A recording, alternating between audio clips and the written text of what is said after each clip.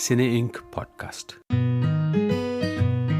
नमस्कार, आदाब। किताब कॉलम के साथ मैं हूं अचला शर्मा। बातें किताबों की और किताबें लिखने वालों की।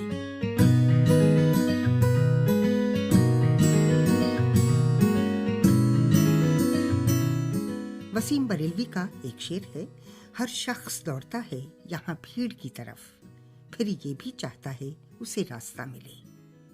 भीड़ का जिक्र छेड़ा है तो एक और कविता की कुछ पंक्तियां भी सुना दूं। कविता इब्बार रब्बी की है और मुझे बेहद पसंद है। बस में भीड़, पैर पर पैर, मुंह पर मुंह, हाथ पर पेट, पेट पर जांघ, जांघ पर पीठ, भीड़ में हाय फंस जाता है बीच में थैला, अड़ जाता है पीछे रह जाता है भीड़ में थैला, बचाता है उसे निकाला जांघों बाहों और पैंटों की लहरों से, थैले में रोटी है। लेकिन रोटी, रोजी और बढ़ती जनसंख्या का आपस में क्या रिश्ता है? यही है किताब कॉलम के इस एपिसोड में चर्चा का विषय। 11 जुलाई को विश्व जनसंख्या दिवस मनाया जाता है। 2022 में विश्व की जनसंख्या 7 बिलियन से भी ज्यादा हो गई है। भारत की जनसंख्या लगभग 1.5 बिलियन तक पहुंचने वाली है और संयुक्त राष्ट्र संघ ने संकेत दिया है कि 2023 तक भारत की जनसंख्या चीन से आगे निकल जाएगी। संयुक्त राष्ट्र संघ का अनुमान है कि 2050 तक दुनिया की कुल आबादी 9 बिलियन से अधिक हो सकती है। अनुमान ये भी है कि जहां अफ्रीकी महाद्वीप में जनसंख्या वृद्धि की दर बढ़ेगी, वहीं यूरोपीय देशों में घटेगी। इस समय भारत और चीन दुनिया के सबसे ज्यादा आबादी वाले देश हैं। तो क्या वाकई भारत की आबादी चीन से ज्यादा हो सकती है? क्या भारत में जनसंख्या वृद्धि की दर शेष दुनिया के मुकाबले में ज्यादा हो गई है? अगर ऐसा है तो क्या वजह है इसकी? क्या इसके लिए भारत के मुसलमान जिम्मेदार हैं, जैसा कि कट्टरपंथी विचारधारा के हिमायती मानते हैं? क्या भारत में मुसलमानों की जनसंख्या आने वाले वक्त में भारत के हिंदुओं से ज्यादा हो सकती है? इस्लाम परिवार नियोजन के विषय में क्या कहता है? सवाल और भी हैं, मगर उनका जिक्र बाद में। किताब कॉलम के इस एपिसोड में जो किताब मेरे सामने है, उसका शीर्षक है the population myth, Islam, family planning and politics in India, जो 2021 में हार्पर कॉलिंस इंडिया से प्रकाशित हुई। लेखक हैं भारत के प्रमुख निर्वाचन आयुक्त रह चुके एस.वाई. कुरैशी। एस.वाई. कुरैशी भारतीय प्रशासनिक सेवा यानी IAS के तहत विभिन्न वरिष्ठ पदों पर काम कर चुके हैं। तो मैंने उनके सामने पहला सवाल यही रखा कि ये बात कहाँ तक सच है कि भारत की आबादी 1 साल के अंदर चीन की आबादी से ज्यादा हो सकती है, और भारत को इसकी कितनी चिंता करनी चाहिए। देखिए, ये खबर नई नहीं है, ये हम पिछले 20 साल से सुनते चले आ रहे हैं। और डिफरेंट ईयर दिए जाते थे कि बस 2 साल में 4 साल में चाइना से हम आगे निकल जाएंगे। और शुरू में ये शॉक करता था, बाद में इसकी आदत पड़ गई थी क्योंकि सैकड़ों बार ये बात सुनी गई। और मैं अभी भी समझता हूँ कि ये डेट और आगे जाएगी। उसकी एक मेजर वजह है, हम 50-60 साल से सुनते चले आए कि इनकी चाइना की वन चाइल्ड पॉलिसी है। ज़बरदस्ती उन्होंने इन्फोर्स की और कितना फ़ायदा हुआ और पॉपुलेशन कंट्रोल कर लिया। हम लोग एडमायर करते थे चाइना को। उसी चाइना ने अपने आप को एडमायर करना बंद कर दिया।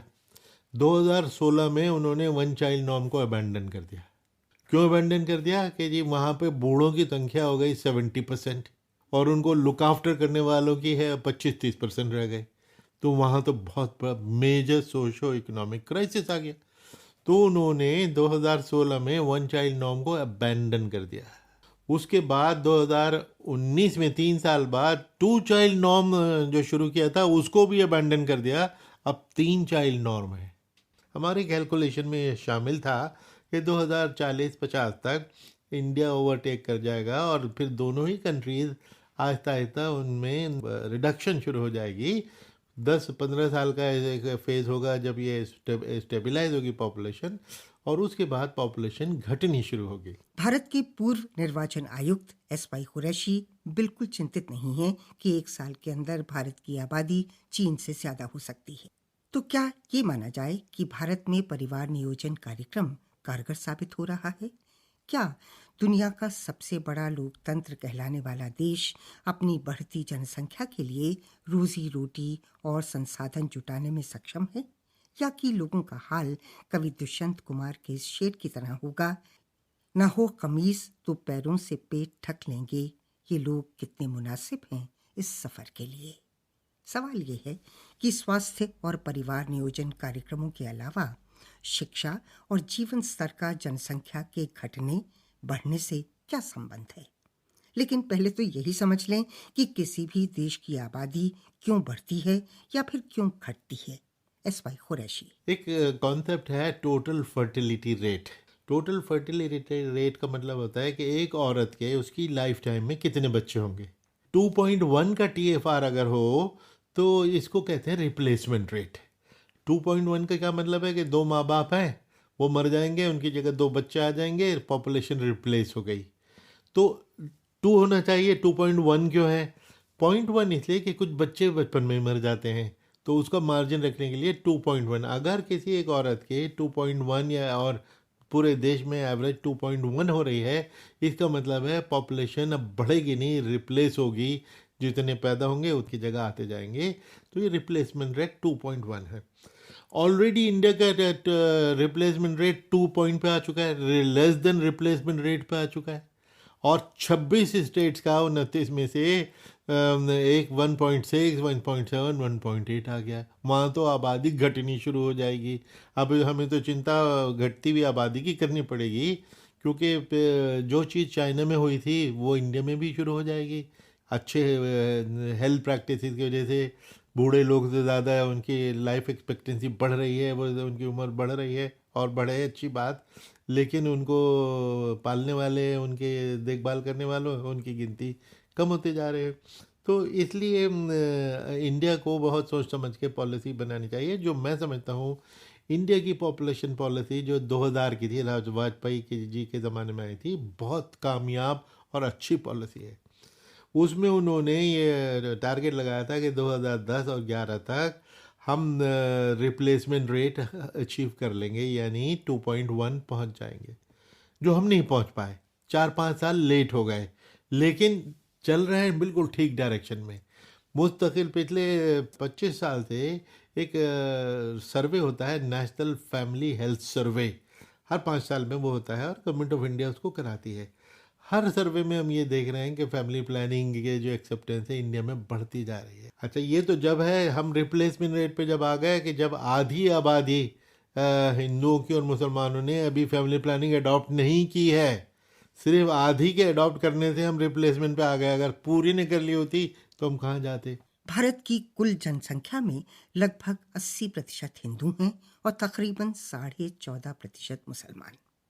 एस वाई कुरैशी अपनी किताब के शुरू में कहते हैं कि there is a sense of paranoia that if the Muslim population is allowed to increase, it will overtake the population of Hindus in the coming years. यानी भारत में कुछ लोगों को ये डर है कि अगर मुसलमानों की संख्या को बढ़ने दिया गया तो उनकी आबादी हिंदुओं से ज़्यादा हो सकती है। इस पैरानोया या इस डर की वजह क्या है? S Y Qureshi. देखिए, इसके खौफ की वजह तो बेसिकली पॉलिटिक्स है। ये तो फैक्ट है कि मुसलमानों की आबादी के जो ग्रोथ है सबसे ज़्यादा है, लेकिन उसके फैक्टर्स जो है उसकी तो कोई बात ही नहीं करता। फैक्टर्स उसके बिल्कुल डिफरेंट हैं, सोशो इकोनॉमिक फैक्टर्स हैं। जो सबसे पहला है लिटरेसी, ख़ास तौर से लड़कियों की। जैसे जैसे लड़कियों की लिटरेसी बढ़ती है वैसे वैसे बच्चे घटते हैं। दूसरी चीज़ है इनकम, जैसे जैसे आमदनी बढ़ती है बच्चे घटते हैं, across the board, across all communities, है ना। तीसरी, जैसे जैसे सर्विस डिलीवरी वहाँ इम्प्रूव होती है तो बच्चे घटते हैं। ना इन तीनों में मुसलमान सबसे पीछे हैं। और आपने किसी से नहीं, मैंने तो सुना नहीं, आपने सुना हो, आपने किसी, ये जो राइट विंग जो लगा रहता है पीछे, और पैरानोया कि जी एकदम मुसलमान बहुत आगे बढ़ जाएंगे, हिंदुओं को भी चाहिए कि 10-10 बच्चे पैदा करें, रोज़ ये हिंदुओं को अपील करते हैं। फॉर्चुनेटली किसी हिंदू ने उनको सीरियसली नहीं लिया और उनकी अपील को नहीं माना, वरना वो भी 10 बच्चे पैदा करने लग जाते। इम्प्रेशन ये क्रिएट किया गया था, जो मुझ में भी था, कि अगर एक तो माफ़ कीजिएगा, मुझे इस सारे कन्वर्सेशन में हिंदू मुस्लिम हिंदू मुस्लिम हिंदू मुस्लिम कहते हुए बड़ी शर्मिंदगी होती है और बड़ा अफसोस होता है, लेकिन टॉपिक ही ऐसा है कि इसके बिना वो बात समझ में नहीं आएगी। तो इसमें ये कि मुस्लिम ओवरटेक कर जाएंगे, ये चीज़ हम 50-60 साल से सुनते चले हैं।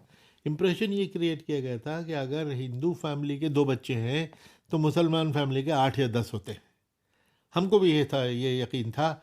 लेकिन आपको हैरानी होगी, जैसे कि मुझे हुई पहली बार जब मैंने नेशनल फैमिली हेल्थ सर्वे 91-92 में हुआ था। उसमें ये पाया कि the gap between Hindus and Muslim was never more than 1 child. Not 8 बच्चे, नॉट 10 बच्चे, इतना गैप नहीं था, सिर्फ एक बच्चे का गैप था। वो टू बी प्रिसाइज 1.1, 30 साल पहले। और वो घटते घटते अब लेटेस्ट NFHS जो अभी 4 महीने पहले आया 0.3 पे आ गया, यानी 1/3 ऑफ ए चाइल्ड। क्यों? ये इसकी क्या वजह है कि मुसलमान बहुत तेज़ी से फैमिली प्लानिंग अडॉप्ट कर रहा है, जबकि एजुकेशन में पीछे है, पॉवर्टी में पीछे। एजुकेशन की आप देखें, राइट विंग कभी मुस्लिम एजुकेशन की तो बात ही नहीं करता, राइट विंग कभी इनकम बढ़ाने की तो बात ही नहीं करता, बल्कि इनकम छीन लेने की बात करता है कि इनसे सब्जी भी न लो और फल भी न लो। अब सब्जी फल भी नहीं अगर आप मुसलमान से नहीं लेंगे, वो और गरीब होकर बच्चे पैदा करेगा, तो फिर आपको शिकवा और बढ़ेगा। तो उसकी इनकम की बात कीजिए, बिकॉज इनकम अगर बढ़ती है बच्चे घटते हैं। तीसरी चीज़ है सर्विस डिलीवरी। सर्विस डिलीवरी का मतलब है डॉक्टर, नर्सेज, कंट्रासेप्टिव, इन फैसिलिटीज़ का पहुंचना। इनके बिना तो ना कोई नसबंदी हो सकती है, ना फैमिली प्लानिंग का जो प्रैक्टिस है हो पाती हैं। वो सबसे उसमें सबसे पीछे क्यों है मुसलमान? NFHS का डेटा है, सारा भारत सरकार का डेटा। उसमें सबसे पीछे क्यों है? क्योंकि उन मुस्लिम पॉकेट्स में कि ये लोग जाना नहीं चाहते। उनको आम तौर पे एक लफ्ज़ सुना है, आपने भी हज़ारों बार सुना होगा, हमने तो हज़ारों बार सुना ही सुना है कि ये mini Pakistan, mini Pakistan, mini Pakistan. किसी मिनी पाकिस्तान में कोई जाना नहीं चाहता। अरे भाई, मिनी पाकिस्तान को आप अकेला छोड़ दोगे तो फिर तो बच्चे पैदा करेगा, तो आप उस मिनी पाकिस्तान में जाके फैमिली प्लानिंग क्यों नहीं करा के आते अंदर? बहरहाल ये 3 फैक्टर्स थे जिनको एड्रेस नहीं किया। अगर रियल फैक्टर्स ही एड्रेस नहीं होंगे तो प्रॉब्लम कैसे सॉल्व होगी? You are barking up a wrong tree. SY Qureshi मानते हैं कि जनसंख्या नियंत्रण के 3 मुख्य फैक्टर्स हैं: औरतों की शिक्षा, आय यानी इनकम, और परिवार नियोजन की सुविधाओं तक लोगों की पहुंच। पर अफसोस कि भारत का मुसलमान काफ़ी हद तक इन सब से महरूम रहता है। SY कुरैशी 1971 में भारतीय प्रशासनिक सेवा से जुड़े। वर्षों तक विभिन्न वरिष्ठ पदों पर काम करने के बाद वो भारतीय इलेक्शन कमीशन के प्रमुख बने। मैंने उनके सामने एक और सवाल रखा, और वो ये कि ये धारणा किस हद तक सही है कि मुसलमान मर्द एक से ज़्यादा बीवियां रखता है और इसलिए उसके बच्चे भी ज़्यादा होते हैं। SY कुरैशी ने अपनी किताब the population myth, Islam, family planning and politics in India में इस विषय पर विस्तार से विचार किया है। आपने कोई 2 बीवियों वाला मुसलमान देखा है? 3 और 4 तो भूल जाइए, ठीक है। अच्छा, इंटरेस्टिंग चीज़ इसमें यह है कि इसमें इतनी नादानी है इस स्टेटमेंट में। इंडिया में पॉलीगमी संभव ही नहीं है। क्यों संभव नहीं है? आपने एक बड़ा इंपॉर्टेंट कॉन्सेप्ट सुना होगा, एडवर्स जेंडर रेशो। 1000 लड़के पैदा होते हैं तो 1000 लड़कियां पैदा होनी चाहिए, लेकिन पिछले 120 साल से 940, 950, 923, 927 इतने कम होते हैं। यानी 60-70 लड़कों को तो एक बीवी भी नहीं मिलेगी। बल्कि मैं तो कहता हूँ 60, 70, 80 जो है उनसे बच के रहिए कि वो हमारी बीवियों पे निगाह डालेंगे, क्योंकि उनको तो एक बीवी नहीं मिल रही। तो जब 80 लोगों को एक बीवी नहीं मिल रही तो मैं दूसरी तीसरी कहाँ से लाऊंगा? तो पॉलीगेमी तो इंडिया में संभव ही नहीं है ना। अच्छा, उसके इंटरेस्टिंग एक और डायमेंशन, एक भारत सरकार की एक स्टडी हुई थी 1975 में ये पॉलीगेमी वगैरह को देखने के लिए, और ये पाया गया कि सभी कौमों में थोड़ी बहुत पॉलीगेमी है, और सबसे कम पॉलीगेमी सबसे कम मुसलमानों में 5.7, हिंदू में 5.8, उससे पहले जैन, बुद्धिस्ट और 15% ट्राइबल कम्युनिटी। और मैंने देखा कि ये एक इकलौती स्टडी है, कहीं हो सकते हैं फ्री हो। तो मैंने 1931, 41 और 51 के 3 सेंसस की फिगर्स भी देखी। एग्जैक्टली द सेम ट्रेंड कि सभी कौमों में थोड़ी बहुत पॉलीगेमी, मुसलमानों में सबसे कम, और ऑफ कोर्स सब में घटती जा रही है। तो ऐसी सूरत में पॉलीगेमी के बारे में जो दो मिथ कि एक तो कि मुसलमान हर मुसलमान की 4 बीवी होती हैं, कहाँ पे है भाई? दूसरा, सभी कौमों में थोड़ी बहुत पॉलीगेमी है।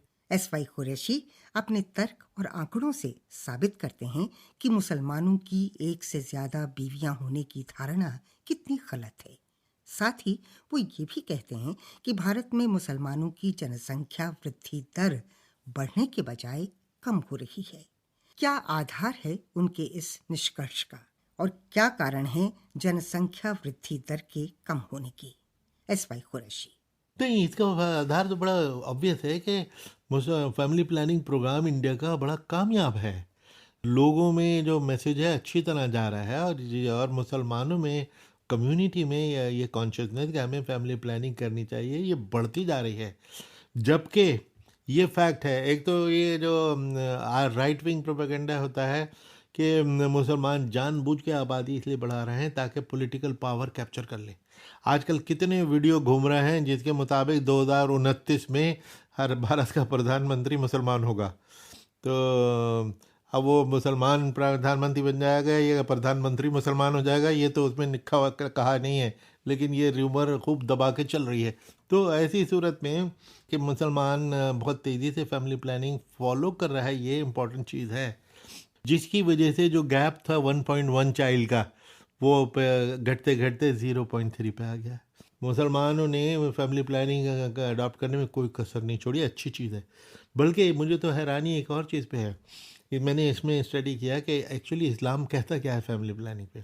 सारे उलमा, दुनिया भर के उलमा ने, इंटरनेशनल नेशनल, सब ने कहा कि स्टेरिलाइजेशन इलीगल है, अन इस्लामिक है।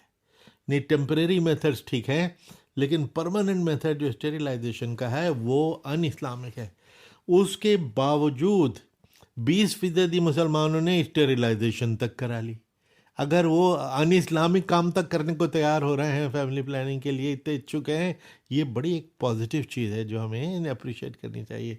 ये तो आज की बात नहीं, अब तो 50 साल का फिगर्स हो गए भारत सरकार की कि मुसलमान बहुत तेज़ी से फैमिली प्लानिंग को अडॉप्ट कर रहे हैं। अभी भी सबसे पीछे हैं क्योंकि शिक्षा में, इनकम में और सर्विस डिलीवरी सबसे पीछे हैं। परिवार नियोजन के प्रति भारत के मुस्लिम समुदाय का बदलता रवैया। एसवाई कुरैशी ने अपनी किताब में कुछ मुस्लिम देशों के पॉपुलेशन कंट्रोल कार्यक्रमों पर भी विचार किया है। मैंने जानना चाहा कि भारत और मुस्लिम देशों के आंकड़ों में वो क्या अंतर देखते हैं। मुस्लिम देशों में फैमिली प्लानिंग को लेकर क्या सोच है? क्या इस्लाम में परिवार नियोजन की इजाज़त है या कि उसे गैर इस्लामी माना जाता है? एसवाई कुरैशी: सबसे कंजर्वेटिव कंट्री दुनिया की, इस्लामिक कंट्री ईरान है। सबसे अच्छी फैमिली प्लानिंग दुनिया की ईरान में। ना ये सोचें कि वहाँ तो किसी मुल्ला ने उनको रुकावट नहीं डाली कि साहब ये इस्लाम के ख़िलाफ़ है, आप कैसे कर सकते हैं। इंडोनेशिया और तो बांग्लादेश जो पाकिस्तान से अलग हुआ था और बहुत बुरी हालत थी 40 साल पहले, they have done better than India. उनके रिप्लेसमेंट रेट अचीव किए हुए 5 साल हो चुके। तो मुसलमान देशों में जहाँ जहाँ फैमिली प्लानिंग अडॉप्ट की, वहाँ पे जुमे के खुतबे में मौलाना, इमाम इसकी तरगीब देते हैं फैमिली प्लानिंग की कि आप लोग करें, न कि मुखालफत करते हैं। बल्कि इस इशू पे मैं आपको खुद ही मैं बताना चाहूँगा, मेरा एक पूरा एक चैप्टर है कि इस्लाम क्या कहता है फैमिली प्लानिंग पे। तो मुझे हैरानी हुई थी, मैं भी समझता था कि इस्लाम मुखालिफ होगा, लेकिन मैंने पाया कि इस्लाम न सिर्फ मुखालिफ नहीं है, इस्लाम तो originator of the concept of family planning है 1400 साल पहले। आप सुन के शायद हैरान होंगे कि ये मैं क्या कह रहा हूँ, मैं आपको बताता हूँ। कुरान शरीफ में कहीं फैमिली प्लानिंग की ममानियत नहीं की गई। कुछ आयतें हैं जो इंटरप्रेट की जाती हैं, कुछ फॉर कुछ अगेंस्ट। मैंने वो सारी आयतें हैं जो फॉर अगेंस्ट सब ईमानदारी से सब सामने रख देंगे, आप अपना अपना नतीजा निकालो। एक जो सबसे ज़्यादा फैमिली प्लानिंग ख़िलाफ़ लोग यूज़ करते हैं, वो ये कहते हैं कि खुदा ने अगर किसी को पैदा किया है तो वो उसको रिस्क भी देगा, खाना भी देगा। इसका एक कॉन्टेक्स्ट था, हर आयत का एक कॉन्टेक्स्ट होता था, वो समझना ज़रूरी होता है।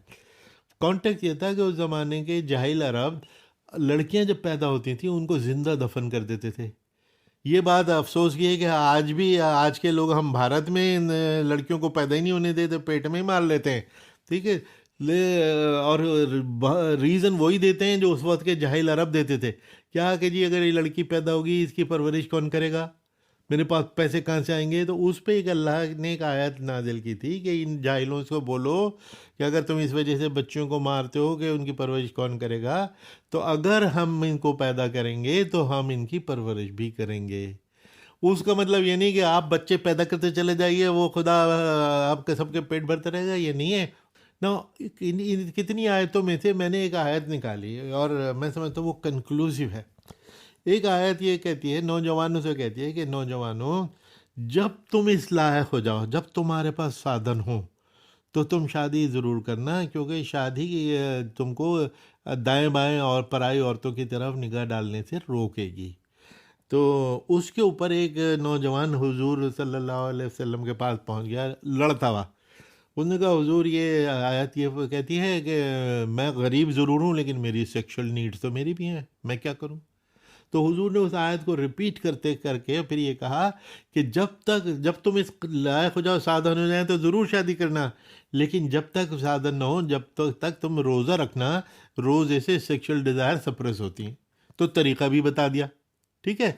और एक और तीसरी चीज़ जो एक हदीस है जो मैं समझता हूँ बिल्कुल ही कंक्लूड कर देती है। एक हदीस ये है कि एक शख्स जिसके बहुत सारे बच्चे थे वो प्रॉफिट के पास गया। उसने कहा, हुजूर मेरे बहुत सारे बच्चे, मुझे और नहीं चाहिए, और मैं अल अज़ल विड्रॉल मेथड उस ज़माने का अरबी का लफ्ज़ था अल अज़ल, मैं वो करना चाहता हूँ।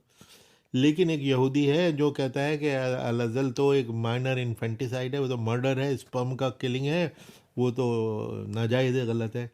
तो उस पे हुजूर ने फरमाया कि नहीं, ज्यू ने गलत कहा, ज्यू ने गलत कहा। यानी अल अज़ल तुम अगर करना चाहते हो तो कोई मजाक नहीं, कोई बुरी बुराई नहीं, आप कर सकते हैं। मैं समझता हूँ ये कुरान शरीफ की एक आयत और ये दो हदीसें बहुत सारों में से ये कंक्लूड करती हैं कि फैमिली प्लानिंग इज एंटी इस्लाम नहीं। क्या हैरानी की बात यह है कि एक कैरो के अल अज़हर यूनिवर्सिटी के प्रोफेसर अब्दुल रहीम उमरान, उन्होंने बड़ी इंटरेस्टिंग बात की। उन्होंने कहा कि साहब ये हैरानी की बात है कि 1400 साल पहले जब दुनिया में कहीं पॉपुलेशन का कोई प्रेशर नहीं था, उस वक्त इस्लाम फैमिली प्लानिंग की बात कर रहा है। जब इस लायक हो जाओ तो शादी ज़रूर करना, लायक होना साधन की बात। भारत सरकार की जो 21 साल और 18 साल की जो एज है, जो मैरिज, क्या लॉजिक है इसकी कि भाई जब 21 साल तक लड़का इस लायक हो जाएगा, क्यों ना 25, क्यों ना 15। तो बेसिकली क्योंकि है तो ये आर्टिफिशियल एज, लेकिन लॉजिक उसकी क्या है कि इस लायक हो जाए लड़का और लड़की के अपने एक परिवार को पाल सके। तो ये उसका का एक पर्पज था। तो 1400 साल पहले इस्लाम ने फैमिली प्लानिंग का कॉन्सेप्ट दिया है। तो जो मुसलमान इसकी मुखालफत करता है वो अपने मज़हब की मुखालफत कर रहा है। एस वाई कुरैशी जो बता रहे थे कि इस्लाम परिवार नियोजन के खिलाफ नहीं है बल्कि उसका समर्थन करता है, तो फिर भारत के मुसलमानों पर यह इल्ज़ाम क्यों है कि वो परिवार नियोजन के खिलाफ हैं और ज़्यादा बच्चे पैदा करते हैं। एस वाई कुरैशी ने अपनी किताब में लिखा है कि भारत में जनसंख्या पर जो बहस होती आई है वो राजनीति पर ज़्यादा है और तथ्यों के आधार पर कम। यही नहीं, मुसलमानों को लेकर जो कल्पित कथाएं यानी मिथ प्रचलित हैं उन्हें गलत साबित करने की भी कोई कोशिश नहीं की जाती। मेरा सवाल था कि क्या वो पहले के मुकाबले में आज के राजनीतिक रवैये में कोई अंतर देखते हैं। एस वाई कुरैशी बेसिक राजनीति तो वही नज़र आ रही है कि जो 50 साल पहले हम सुनते थे वही प्रोपेगेंडा आज भी सुनते हैं, जबकि अब तो हमारे पास सारे फैक्ट्स भी आ गए। पहले तो नेशनल फैमिली हेल्थ सर्वे हमारे पास नहीं थे, अब तो भारत सरकार का ही डेटा है। तो उसको अगर हम देखें तो हमें इसको डिस्कोर्स को ज़रूर बदलना पड़ेगा कि एक तो झूठा इल्ज़ाम तराशी का कोई फ़ायदा नहीं। Then you are barking up a wrong tree. जब तक प्रॉब्लम को की तशखीस नहीं होगी तो जब तक दवा डॉक्टर कौन करेक्ट कैसे दे सकता है।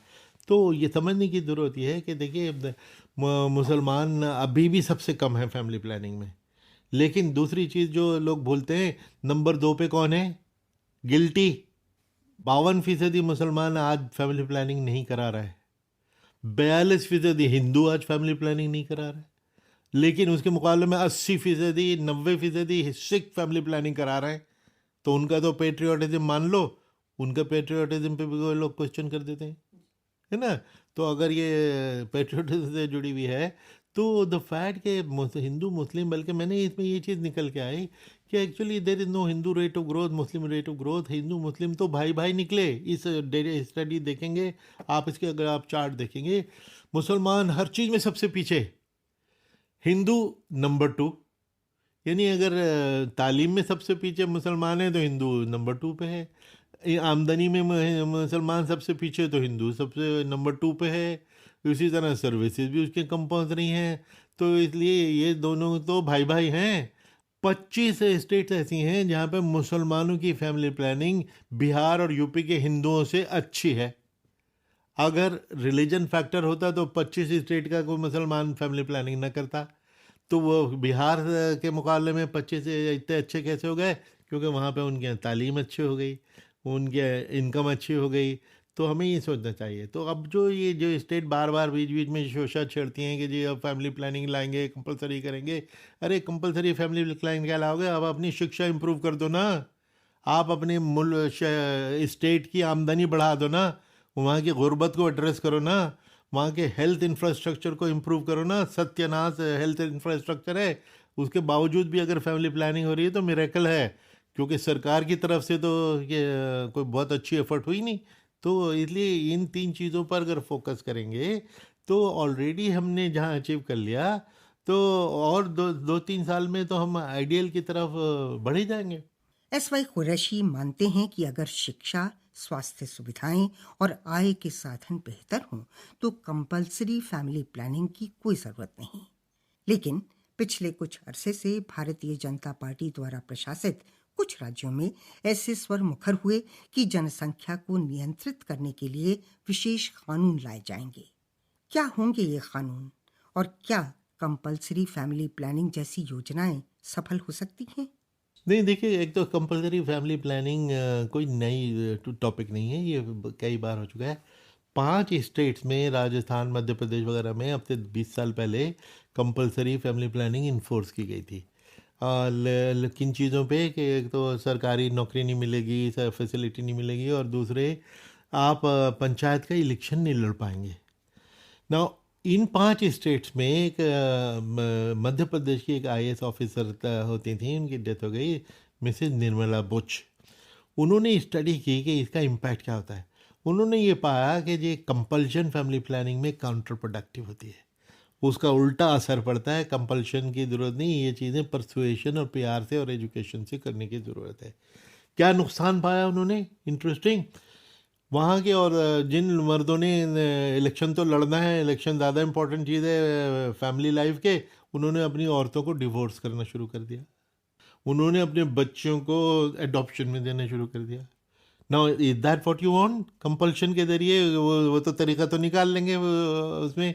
तो इसलिए उसमें उन्होंने साबित किया कि कंपल्शन तो कभी चलती नहीं। और चाइना की कंपल्शन देख लीजिए, जिसको 40 साल से चाइना चाइना चाइना हम कहते थे, वहाँ से उन्होंने क्या दिया, उन्होंने अपनी पॉलिसी बदलनी पड़ गई।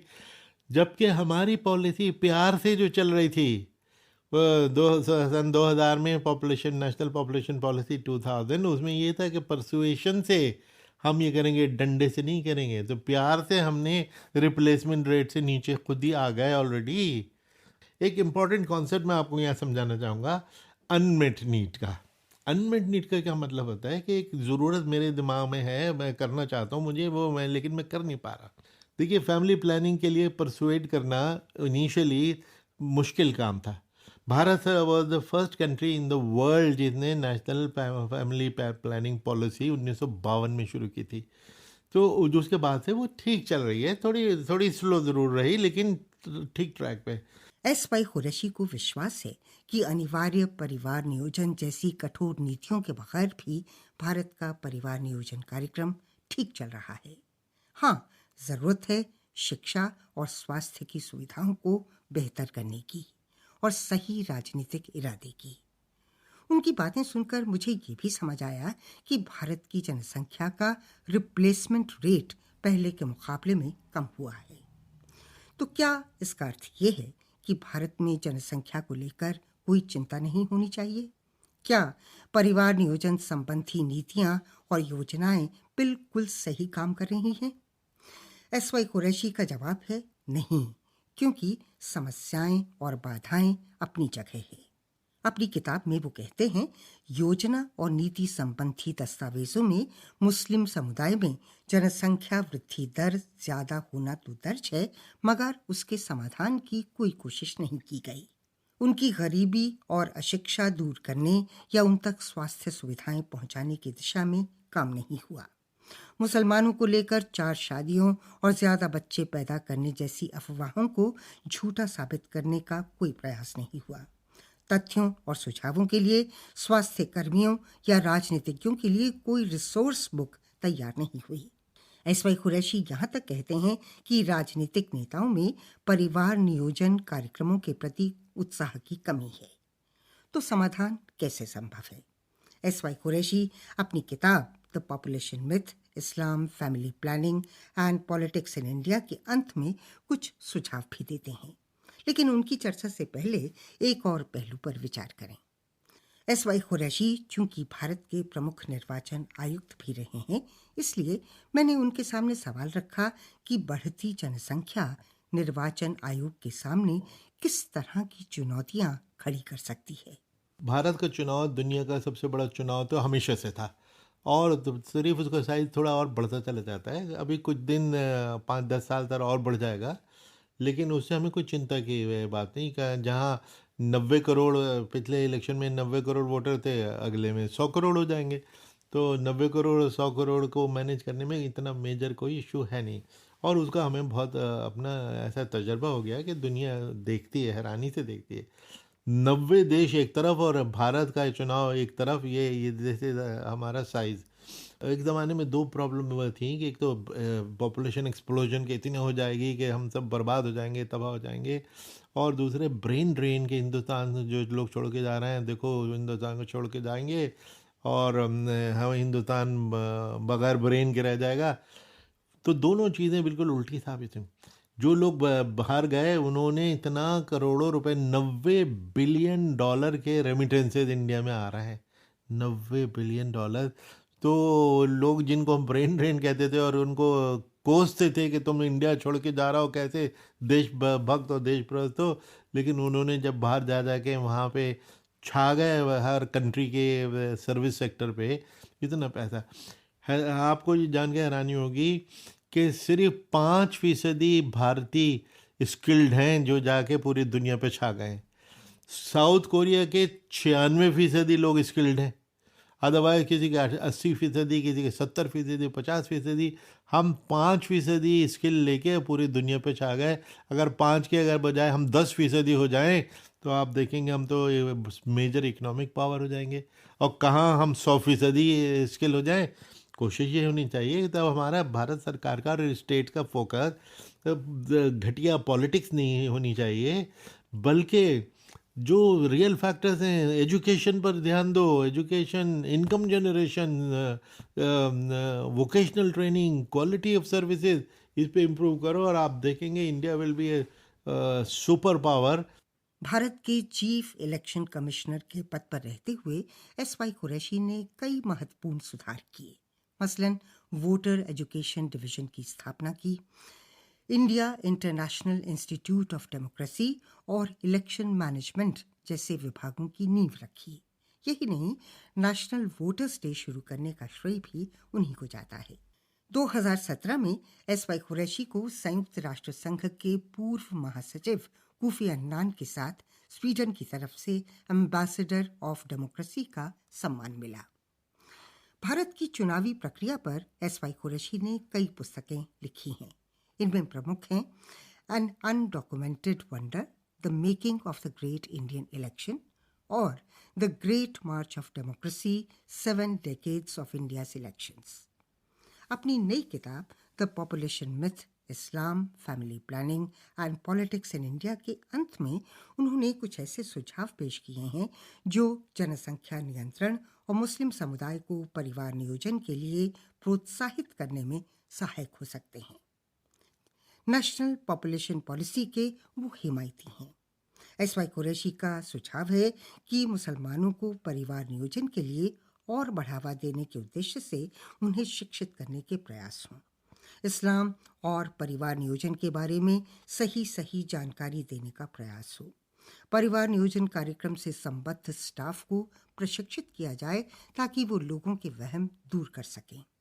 मुस्लिम देशों के धार्मिक नेताओं को भारत में आमंत्रित किया जाए ताकि वो अपने देश के परिवार नियोजन कार्यक्रम की सफलता पर रोशनी डालें। मुस्लिम युवाओं को भी परिवार नियोजन कार्यक्रम अपनाने के लिए प्रोत्साहित किया जाए। लेकिन सबसे अहम बात यह कि जनसंख्या नियंत्रण की दिशा में सभी समुदायों को एकजुट होकर काम करने की जरूरत है। और जरूरत इस बात की है कि मुस्लिम समुदाय बेवजह झूठी अफवाहों का लक्ष्य न बने। ये हैं एसवाई कुरैशी की पुस्तक the population myth, Islam, family planning and politics in India का निष्कर्ष। लेकिन अभी एसवाई कुरैशी के व्यक्तित्व का एक खास पहलू बाकी है। उनके सहयोगी और दोस्त ये जानते हैं कि उन्हें संगीत से बेहद प्यार है। गाना बजाना उनके घर की हर दावत का अहम हिस्सा है। और तो और उनके घर का एक कमरा संगीत के नाम सुरक्षित रहता है। तो क्या है एसवाई कुरैशी की पसंद? सुनिए उन्हीं की ज़बानी। देखिए, मेरे म्यूज़िक का शौक़ तो मुझे बिल्कुल पिछले 70 साल से एक ही है। मैं उससे मैं ग्रो ही नहीं कर पा रहा। मुझे वेस्टर्न म्यूज़िक का शौक़ था और द बीटल्स जनरेशन जो थी वो। और मेरा एक जो फेवरेट ऑल टाइम हीरो थे, गिटार हीरो, ब्रिटेन के थे, hang Marvin, Cliff Richard and the shadows group के। तो मैं उनका फ़ैन रहा हूँ और आज तक मैं उन्हीं के मेलोडीज़ बजाता हूँ और कीबोर्ड और गिटार बजाता हूँ। हमारा एक छोटा सा बैंड है, तो जब भी मौका मिलता है तो हम लोग मिल बैठते हैं और अपनी यादें ताज़ा करते हैं। लेकिन हमने अपना म्यूज़िकल टेस्ट बदला नहीं, जो 70 साल पहले था वही टेस्ट आज भी है। पॉप म्यूजिक और बीटल्स के फैन भारत के पूर्व प्रमुख निर्वाचन आयुक्त एसवाई कुरैशी, जिनकी नई किताब the population myth, Islam, family planning and politics 2021 में हार्पर कॉलिंस इंडिया से प्रकाशित हुई। किताब कॉलम का ये एपिसोड आपको कैसा लगा लिखिएगा। हमारा पता है post@cineinc.com। आपकी राय का इंतजार रहेगा। किताब कॉलम में शामिल किताबों और लेखकों के विचारों के लिए सिनेंक जिम्मेदार नहीं है। तो अगले एपिसोड में एक नई किताब के साथ आपसे फिर मुलाकात होगी। अचला शर्मा को अनुमति दीजिए। नमस्कार।